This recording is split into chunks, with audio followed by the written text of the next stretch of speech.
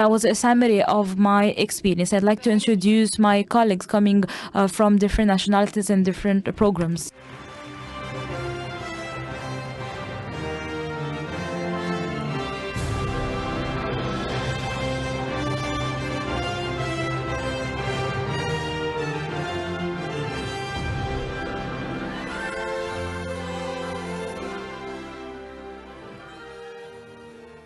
Your Excellency, President Abdel Fattah El-Sisi, President of the Arab Republic of Egypt, esteemed and distinguished guests, ladies and gentlemen, I am Hatem Amr, a proud Egyptian and graduate of the Executive Presidential Leadership Program, EPLP. My name is Rose Okafor. I am from Nigeria, the giant of Africa, and I am a graduate of the African Presidential Leadership Program, APLP. I'm John Yohannes from the land of great abundance and Eden of diversity, South Sudan, an APLP graduate. It gives us the utmost honor and pleasure to stand before you today in the city of peace, surrounded by glamour, on a bright, sunny morning, filled with thrill, exhilaration, and excitement. Allow me, Your Excellency, to begin by cordially extending our sincerest and heartfelt gratitude and gratefulness for your sustainable support. Now what makes this experience a once-in-a-lifetime adventure is everything and everyone involved, because it is all done with dedication and belief that we can be the change we wish to see in the world, as Gandhi once said. The time we spent in Egypt and the NTA was so remarkable.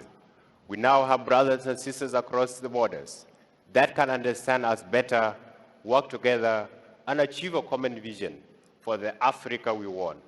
The session on understanding leadership and emotional intelligence enlightened us to the fact that to be able to lead others and awareness of oneself is instrumental to the leadership style adapted. We had simulation on conflict resolution, distribution and management of resources across nations within the African continent. Quite distinctive, one might think. As an engineer, I'm able to do and train young people on peace building and reconciliation. The NTA, simply put, is an extraordinary educational and training institution. I have had the unique opportunity of studying at 6 different schools across the world within the French, English, American, and Egyptian systems of education, and at 3 different universities. And I am here to affirm that even though the NTA is only a few years old, it is quickly becoming a force to be reckoned with. The COVID-19 pandemic, which has brought the world grief and sadness, has taught us that whatever our differences are, we belong to one common humanity. Amid the challenges of the pandemic, there has been an overwhelming strain on the delivery of healthcare services across nations. Alumni of the NTA across Africa and the world are leading great innovations with knowledge and skills gained on sustainable development and digitalization to promote awareness of the preventive measures against COVID-19. As a healthcare professional, I make use of hybrid methods, that is, both virtual and physical, to plan and execute projects within my local community in the fight against the spread of the virus. This is because we believe that a true recovery from the pandemic requires rigorous efforts to be made on all fronts, and it starts with us, the youth, the future of our planet. We grew to become a family. That is the only way I can put it. We went through thick and thin together, COVID infections and family passings, engagements, childbirths, and birthdays, and we were by each other's side for every single moment within the academy that we now call our home. John, brother, do you remember how intense our days were at the academy? Oh yes, those days, we would start our day running track at 7 a.m. and be back later than 10 p.m. But we had the energy to get up the next morning and do it all over again because we were pumped with endorphins. We know we are doing something that matters, that will change our societies, our countries and would be playing a pivotal role in changing humanity. However, it wasn't all hard work. Rose, what did we do for fun? We traveled together, attended plays and concerts. We went to the opera, we visited the museums, climbed mountains, we ate exotic food, and we took lovely pictures. Pictures of sisters, brothers, pictures that would last us a lifetime.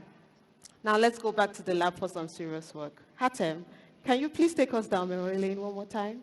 We were constantly engaged with daily quizzes, both online and offline, to group projects, and implementing firsthand, practically, everything that we learned on actual issues that face society through our diverse training sessions.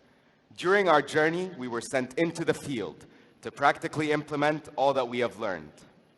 This unique experience gave us sight on how the daily routines of leadership would take, the obstacles they would face, and how to overcome them. We were trained directly by the governors and deputy governors. I learned firsthand in the field how the local government works, and because of the NTA's hands-on experience, I expanded my horizon. We brainstormed and presented creative ideas and innovative solutions, and in several instances, they were implemented. If that is not empowering the youth, then I do not know what is. Youth of the world, please raise your right hands with me. Standing here today, we make a pledge before Your Excellency, reaffirming our commitment to promoting peace, equality, and respect for one another. We will work together, hand in hand, and inclusively to do our part in fulfilling our country's vision, the UN SDGs, and the Africa Agenda 2063. We must remain united, for it is the only way we will overcome this pandemic. Achieve the Africa we want. Stop global warming, end hunger. Empower equality, and come back stronger than ever. In a planet we can hand down to our children and say, we did our part. For we alone are the masters of our fate.